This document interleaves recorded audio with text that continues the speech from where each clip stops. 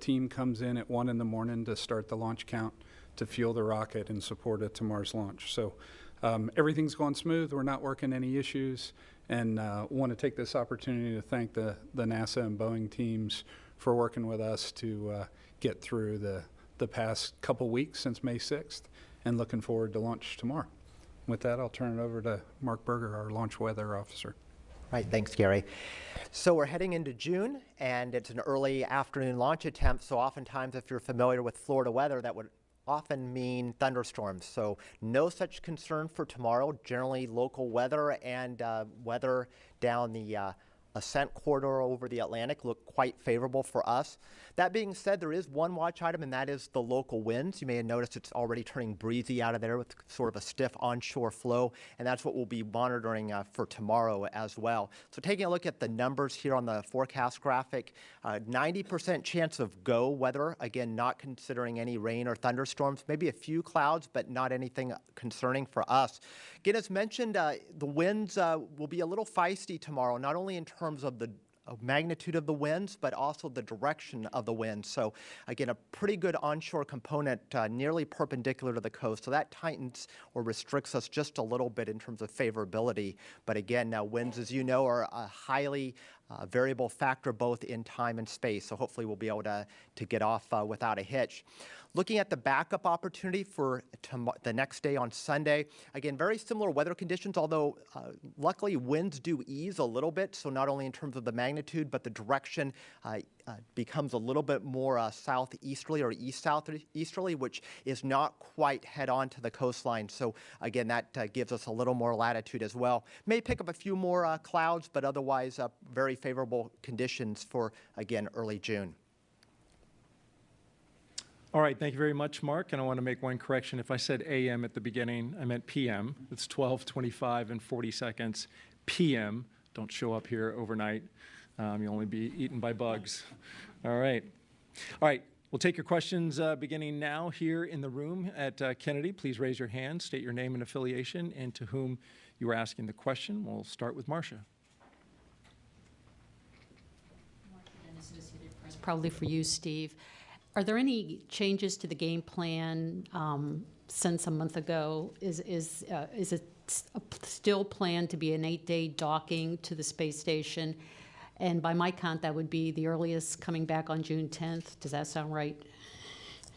Yeah, right now I'm just looking. I knew you would have that question, Marcia. So right now, the mission's going to be about 8 days long, right, to fulfill all the objectives. We talked about some of the things we want to do, some manual piloting and some habitability. We want to demonstrate the ability to do what we call safe haven, which is the crew get in Starliner in the event simulated there's a problem on ISS. We'll do all that.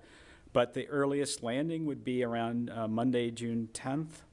And that would be an undock around, this is Central, 4:50 a.m. Central.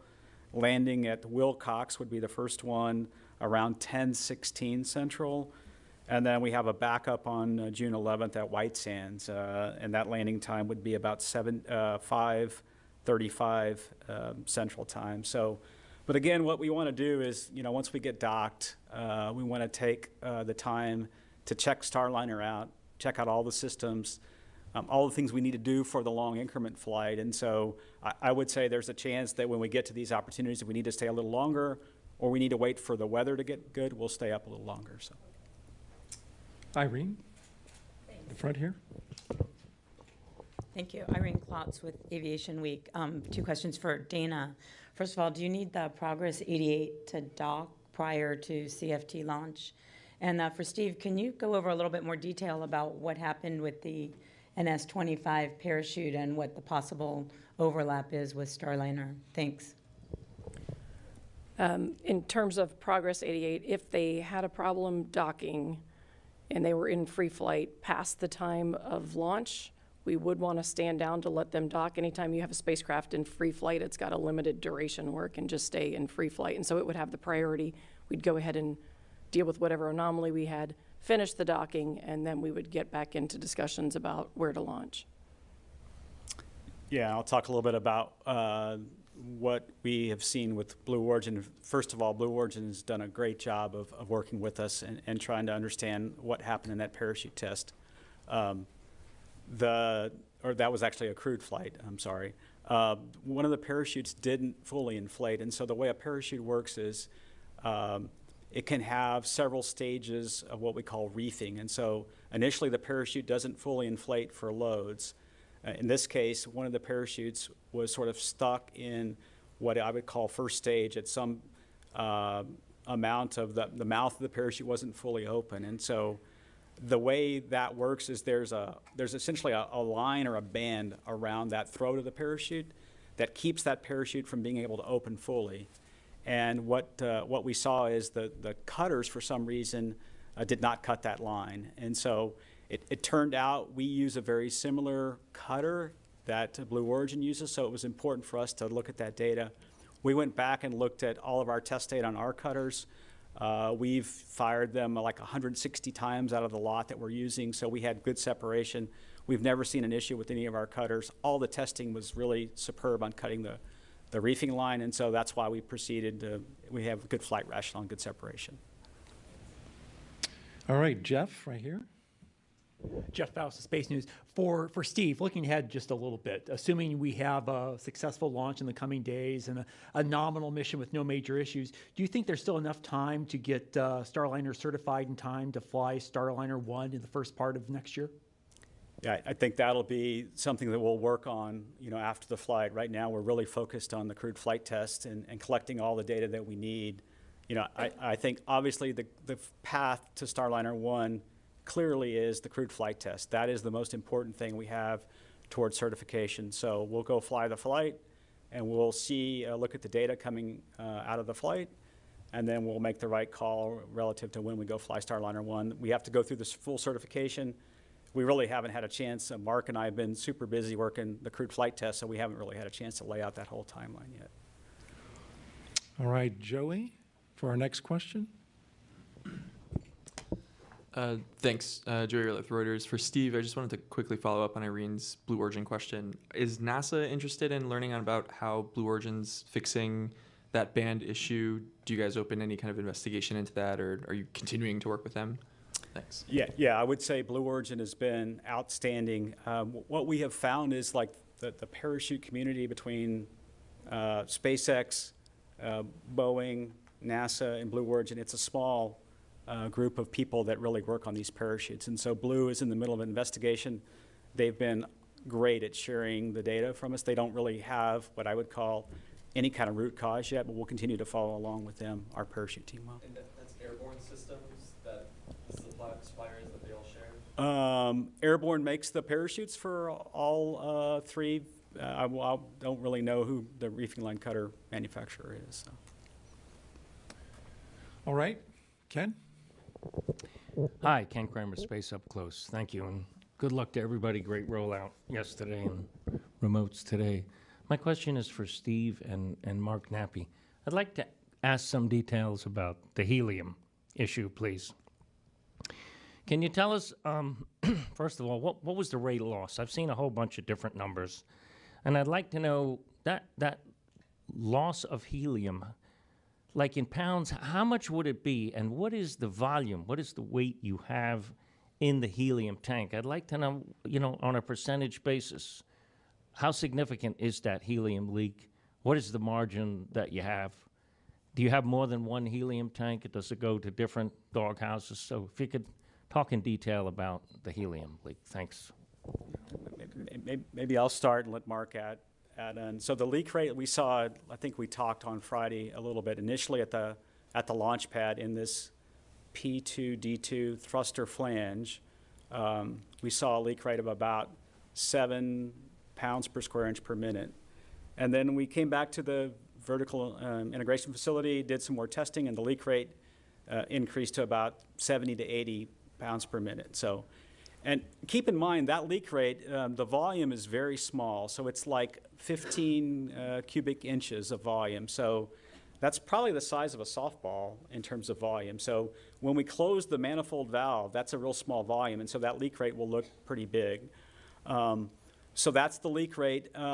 We have roughly, I'm trying to think about how to characterize this. In terms of the total amount of helium, we have margin of about I would say, what we would call 500 PSI of margin in the helium tank. The helium tank pressure is about 3,000 PSI, so we have quite a bit of margin for the mission. This kind of size leak uses a small fraction of that. That's really our rationale to go fly. And again, we're going to power up the vehicle today, and then when we get it to the pad tomorrow, when we activate the prop system, we'll take a look at the leak rate. We can see that leak in the tank, actually, so we'll see if the leak's about what we expect it to be, and see if Mark has anything to add. Yeah, there's about 50 pounds of helium on board, and this leak, if it was left open to vent all the time, it would lose about a half a pound a day. So there's plenty of margin left over. You can add the 3,000. Well, half a pound a day, but we're going to when we get docked to station, we're going to close the manifold, right? So we're going to isolate from the tank, as Mark said. So. And it's one tank? I believe it's 2 tanks. So. Do they go to the different doghouse? Yes. Yes. It's two tanks are plumbed together, right? The tanks are together, and each of those 2 tanks has 2 manifolds that go to each of the doghouses. All right, let's go to the phone lines, and Bill Harwood is on the line. Yeah, thanks very much, and apologies for not being in the room with you. This is just a quick follow-up on helium, and I realize nobody expects anything like this to actually happen, but when do you pressurize the system for flight? In other words, when would engineers, get a chance to check that leak rate, just to have some context for the countdown? And finally, if the leak rate really did go up for some reason before launch, would the solution be to simply isolate the manifold at launch and go to your RCS-only deorbit scenario, or is there some rate that you just would say, I'm not going to fly? Thanks. That's a lot of what we spent the last week or 10 days working on was all these contingency cases. So the teams have looked at when we open up these manifolds, and that's around T-minus 4 hours, so it's going to be around 8 o'clock tomorrow morning, and then that's when we would see if this leak has increased or not, and if it had increased substantially. The managing of the system is a lot of what the teams worked on over the last 2 weeks, is to, okay, what if it does increase prior to launch? What's acceptable? What would we do as far as troubleshooting? What would cause us to go back and reevaluate our flight rationale? All of those conditions have been laid out for the launch team. And the same thing for flight. If we have an increase in leak, or if we have additional leaks, what's the criteria for what we would do? Those are all laid out in the flight rules. The teams have all been trained, the crew has been informed, and we're in good shape to fly. Mark, I just add that the crew also spent a lot of time at the Boeing facilities in Houston to practice the contingencies. We're not expecting them, but in case they happen, our flight procedures and the crew will be able to safely come home and deorbit, and that was part of our risk trade-offs as we got closer to flight rationale. Another question on the phone line, Micah Maidenberg, go ahead. Thanks, Daryl. Maybe you guys just touched on this a little bit, but Steve and Mark, regarding the design vulnerability and the plan to address that, having gone through the review this week, could you just explain one more time a bit more about accepting that risk, however remote, for CFT? Thanks. Yeah, I'll start, and then we'll let Mark add to it. As we talked about on Friday, we have different methods of deorbiting the vehicle. We primarily use what we call the OMAC thrusters to deorbit with, and those are 3 OMACs per doghouse, and we got doghouses all the way around the clock, top, bottom, port, and starboard doghouse. It turns out for certain failure cases, we would lose OMAC thrusters. In other words, if we lost a helium manifold due to either the valve not working properly or some other line leak, which we have to be way bigger than what we're seeing in this flange, we would lose that doghouse. And then the way the software works is there's 3 OMACs there, 2 of them which would fire for deorbit, or maybe 1 if we use all 4 doghouses. The opposing doghouse, then the software says, I can't fire those OMACs because of asymmetrical thrust. And so it would really require the loss of 2 adjacent doghouses, the helium systems in 2 adjacent doghouses, say the top and port or the top and the starboard, to get into this situation where we need the RCS thrusters. So it's very low probability that that would happen when we looked at the potential failure modes. But we have a way to get out of that, and that's when we would use this. If that were to happen in flight, which we don't expect it to happen, and we're managing the system so that we don't get into that scenario pre-flight, but we could use these 4 RCS jets to deorbit in the 2 burn sequence that we talked about on Friday. And I'll see if Mark has anything to add. Yeah, I talked to the process that we go through to come to these conclusions with safe flight rationale.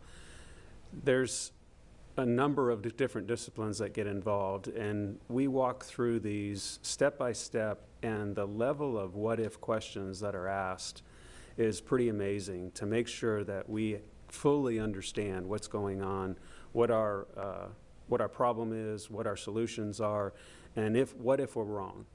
And that is what took place over the last couple of weeks. Not only does our team with Boeing and NASA work this together, but we have independent people that come in, both from Boeing and from NASA, that looks over our shoulders to make sure that we're answering all these questions and addressing the issue correctly. So with that, besides being a very low probability that we'd get into this situation, we have very high confidence that the solution we came up with works.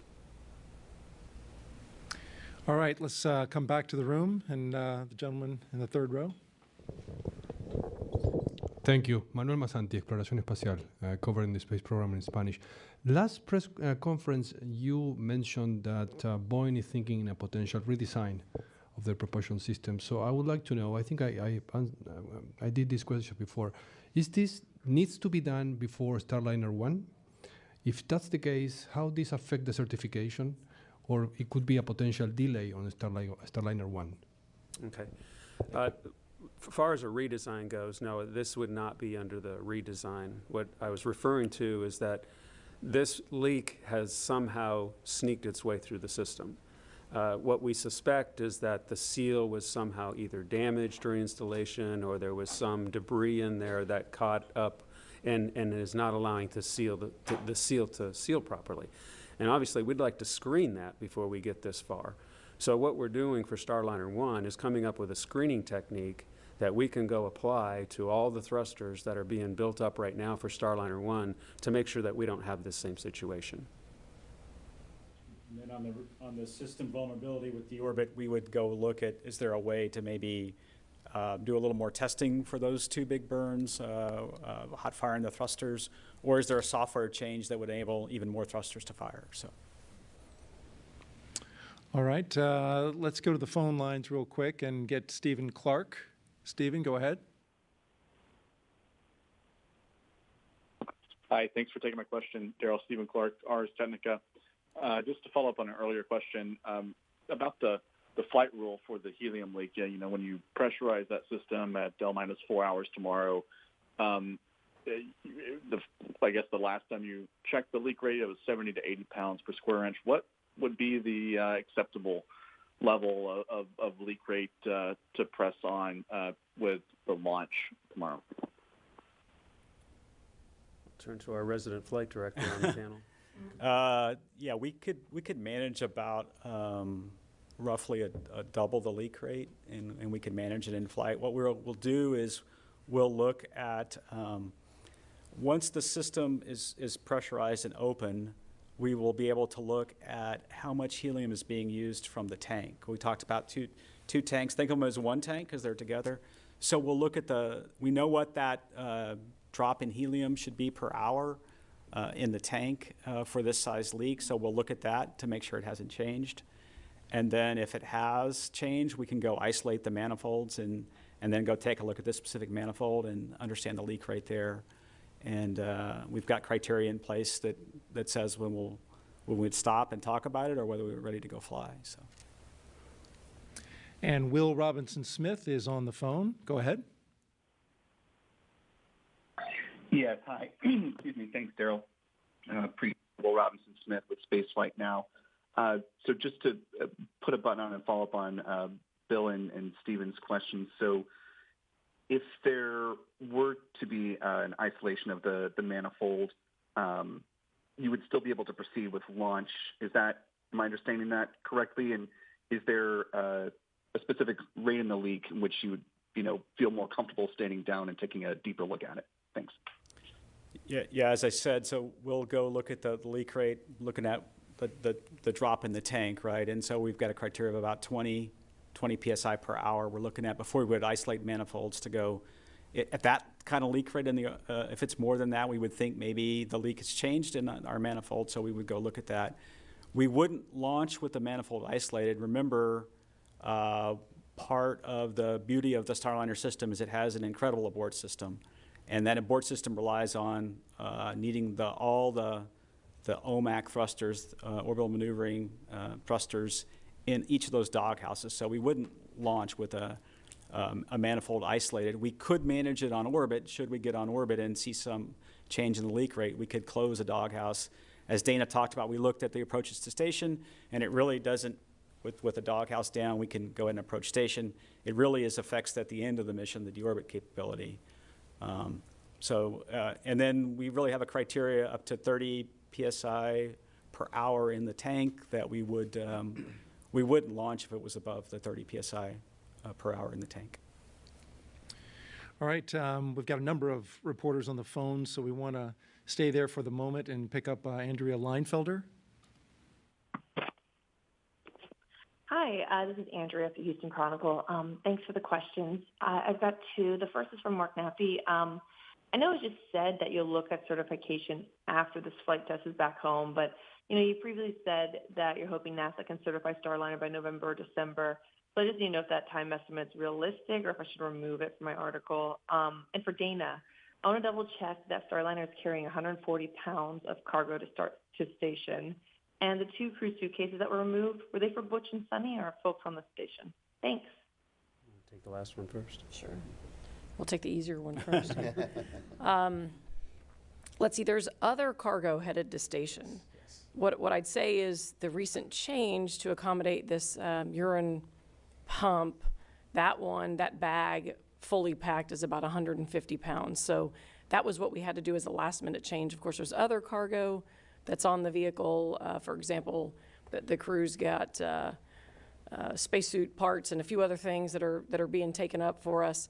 The two specific suitcases that came off had clothes for both Butch and Sunny in them, and also some crew-specific, what we call hygiene equipment, so crew members can pick some of their own unique hygiene materials. Of course, we have generic hygiene, shampoo, soaps, etc. on board that they can just use from the generic supplies. Same with clothing. And so that's what they'll do. They'll just use our generic supplies that we have on board. And the reason why we have them there is for cases like this. In case a cargo resupply vehicle doesn't get there, we keep a certain contingency supply on board. And now just the certification process. About 80% of the certification process, we know what we have to go do today and have been doing that over the last year. And that plan closes by November to have a certification review with NASA. The 20%, or maybe a little bit less, that's left over is reliant on the mission, on the CFT flight. There are likely going to be some kind of in-flight anomalies or things that we need to, data that we need to collect from the CFT flight. We have to download that data and analyze it and understand it, and that's going to be part of what we bring to the certification review, the results of that. So obviously the longer it takes to fly CFT, the shorter that period becomes for us to review that data and make sure that we have reports written and we understand it. So that's the variable. How many in-flight anomalies do we have on CFT, and when do we bring the vehicle back, and do we have enough time to turn that around by November? If we don't, then we will move that review or do partial review. But getting the certification review done as soon as we can is important, regardless of when we fly. All right, back to the room. And Marcia, you're in the front. Marcia Dunn, Associated Press. Two quick questions. Steve, how deep into June can you keep trying if things don't work out in the next week. And for Mike, when the crew is at quarantine in Houston, can they go home, or have they been stuck at not seeing their homes since the end of April? How tough has it been, this quarantine for so long? Yeah, we have launch opportunities, as I said, June 1st and 2nd, the 5th and the 6th, and then I think we would have to talk with Gary and ULA. We've got to stand down for a number of days to do some replacements of batteries on the launch vehicle, on the rocket, and then I think we'd have to talk about what the opportunities were after that. So. How long is that? Gary can comment on how long it takes to replace the batteries. So with the magnitude of the batteries we're looking at changing out, it's probably about 10 days. Oh yeah, so real quick about Butch and Sunny and how tough the quarantine has been. It's so they were able to go back to Houston. We were able to do some training there. We do take the health stabilization program very seriously. We learned a lot, especially we all learned a lot during the COVID. But Butch and Sunny were able to go home a little bit. We have to be careful about maintaining separation with the family. But Barry Wilmore, if you know him, he really likes to sit on his lawnmower and cut his grass. So I think he has the best manicured lawn in his neighborhood. And I know Sunny enjoyed spending some time with her puppies, their dogs, and so they were able to get and that again, keeping the crew motivated and focused on the mission is important. So we were able to manage that with the flight docs, and then so they're back here obviously and ready to go. All right, Irene, here in the front. I'm not sure if this is for Steve or Mark or Mike as well. With the benefit of hindsight, if CFT had launched on May 6th and then the leak was discovered, was the understanding that there would have been an issue for a backup deorbit burn, do you believe that would have been recognized, and was the solution to develop the 4 RCS dual burn, was that obvious, or does it only seem so now after you went through this and not in the heat of needing to get this crew home? Just trying to get a sense of what discovering this before launch sort of provides. Thanks. Yeah, I'll start and then maybe let Mark add. I would say if we would have launched back on May 6th, we would have gotten on orbit and we would have seen this leak after we docked and closed the manifold. We would have seen this small leak. I think we probably would have gone through the system and we might have figured out that we had this vulnerability. It's really hard for me to speculate. I think we would have maybe seen it and figured out this solution that we came up with. I mean, the teams, when we found the leak, it didn't take very long to see that if we started talking about losing doghouses, that we had this vulnerability. So I think we would have understood it pretty well on orbit, and we would have then started looking at what the options were, and see if Mark has anything to add. Yeah, I'd be probably a little bit more forward on that. I'm 99.9% sure we would have caught it. As part of this troubleshooting, we built a fault tree that said this is where all the leaks could occur. And as we went through that is where we discovered this fault-tolerant issue. Had this occurred in flight, we would have had an unexplained anomaly coming home. We'd have built that same fault tree, we'd have gone through the same process, and we'd have learned the same thing. So I'm very confident we would have caught this.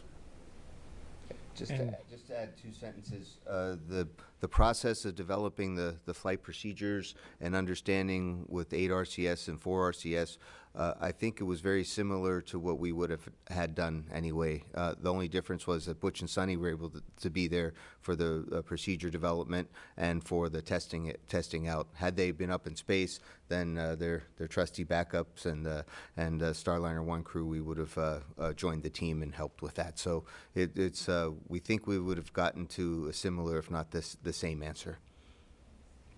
Okay, back in the front of the room, Joey. Thanks. Question for Steve or Mark. Have you found out anything more about why you think the seal failed and led to the helium leak? Is that something you guys are continuing to be interested in? And then for Mark, if the delay goes beyond Thursday and the rocket has to have its batteries replaced, what on Starliner has to be replaced or replenished, if anything, and how long would that take? Thanks. Start with the seal question. We are staying hungry to find out what exactly happened here. Let's learn as much as we can. So we have some doghouses that we're currently taking apart in the C3PF right now, and we plan on taking those apart and looking at those seals very closely to see if we can see anything that would give us more information about what might be happening inside of this one. So we will continue to look for the root cause and try to build evidence on what it is. We know it's the seal. We just don't know, was it damaged or was there some kind of debris in there with the leading causes? And we'll work to try to determine what that is or what that was. On the, so your second part of the question was on? What needs to be replaced on Starliner as it goes to the So the work we have on Starliner, we do have some limited life items that we would go take care of as well. But it all fits under the window of Gary's flight termination battery systems being changed out. All right, back to the phone lines, and Marina Koren is on the line. Hi, Marina Koren with The Atlantic. This is a question for anyone who knows the answer. What are Butch and Sunny planning to have for breakfast tomorrow before launch? Thanks.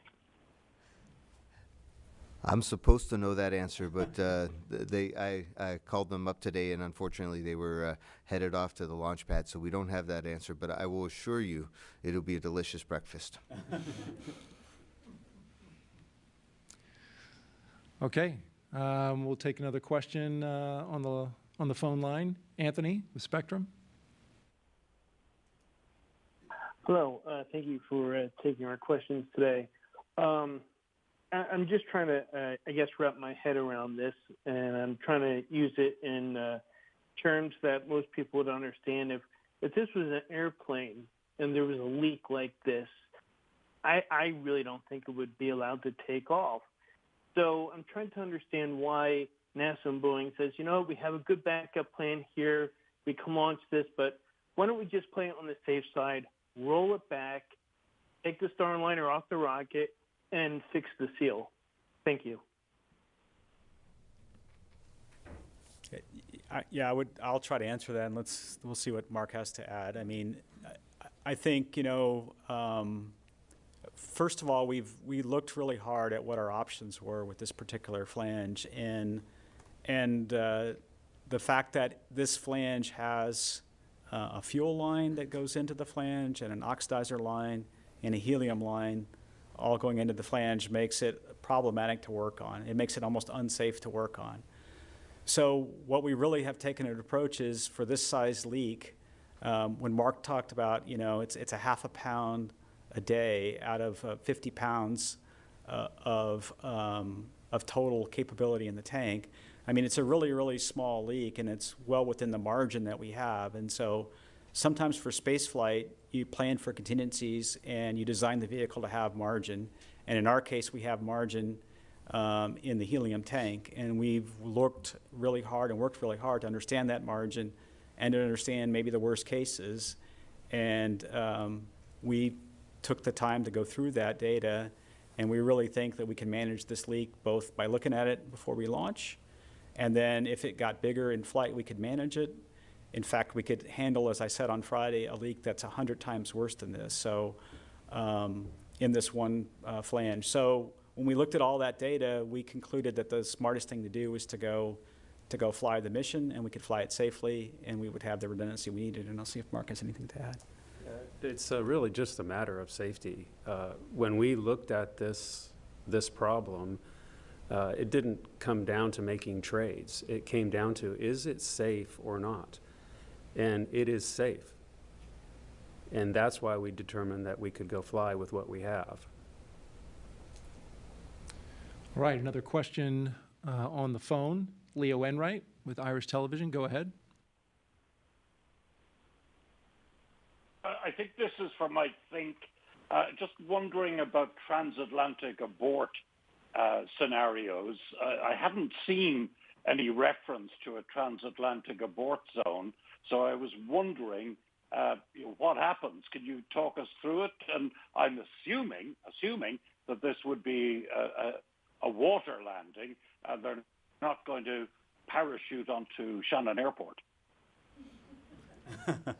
No, we would not be landing in Shannon Airport. There is a period of time over the North Atlantic Ocean, a spot over the North Atlantic Ocean. It's called the North Atlantic Exclusion Zone that we don't want to land because the water is always cold and wavy and dangerous. So Starliner, along with the dual-engine Centaur, has the capability of, once it gets near this exclusion zone, to head back towards Canada, and it flies kind of a burn, points towards Canada and flies back, and we call that a St. John's abort. And then if that's not going to work, we can continue the flight or continue, and we fly outside of onto the Irish coast in the water at a specific point. There's a guided entry sequence, and it'll take us close to Shannon, Ireland, right off the coast, and then hopefully, and we're counting on you for the Irish Coast Guard to pick up my crewmates, and then we'll get them back to the U.S. Another question on the phone, Tim Fernholz. Go ahead. Hi there. Thank you for taking my question. This one is for Mike. I was just curious for my readers if you could share the perspective of the Astronaut office in the last week, going through the analysis here and coming up to this flight rationale. What is your perspective on it? And I was also curious what it's like for an astronaut to fly in a vehicle that has a deviance like this. I was curious if that had happened in your own career. Thank you. Yes, so from an astronaut perspective, one thing that I'd like to say is that, and we mentioned it here, the NASA Commercial Crew Program Office, as well as the Boeing Company, have included us and Butch and Sonny and their representatives and all of our Flight Operations Directorate, and we're part of the team. We know what's going on. We understand the discussions and the risks that are being talked about for being mitigated. Butch and Sonny especially have a very strong voice that if they were concerned about something, we would send it up through our chain to the chief astronaut, who would take it forward. I think if you ask Butch and Sonny directly, and I can answer for them, that they feel very comfortable and confident that we've chosen a good path forward. And as flight testers and as engineers, this is something that we know. It's giving, I don't say birth to a new spacecraft, that's a little dramatic, but when you have a new spacecraft, you need to learn all about it. And this has been a great exercise in understanding about all the nuances of a new spacecraft, as well as what are we going to do about it, how do we work together as a team. And this is a really good example of finding a tricky problem and coming up with solutions, answering a lot of what-ifs, and looking forward to saying, all right, how do we make sure this doesn't happen again? And all of those pieces are in place. And that's part of developing. This is development, not operations as much. And we see those same kind of things in airplane programs I've been involved with, as well as first times we got to the International Space Station. I remember I was there for that, and we were learning how things operated, and we learned what pieces were going to fail sooner than later, and we know our space station really well now. And we're going to get to learn Starliner through a lot of operations even better. So this is, I don't say par for the course, but this is what we do. This is how it is to develop a new spacecraft, and we understand that everything isn't going to be perfect, so what do we do about it? And we have good discussions and good understanding as we move forward comfortably, and the crew is a part of it, not just Butch and Sonny, but all of us get a voice and get understanding. So we are excited for launch, and we're confident. We have every confidence in this mission. Well said, Mike, and we'll end the briefing on those words. Thank you to our panelists for taking the time to join us, as well as the members of the media here in the room and on the phone. A reminder, the ULA Atlas V rocket with a crewed Boeing Starliner spacecraft is set to launch at 12:25 and 40 seconds p.m. Eastern Time tomorrow, June 1st. Coverage on NASA Plus and our website, nasa.gov/live, begins at 8:15 a.m. Eastern Time, with special guest star Mike Fink is on the broadcast. So we looking forward to that. Should be entertaining as well as informative. Until then, everyone have a great afternoon and go CFT.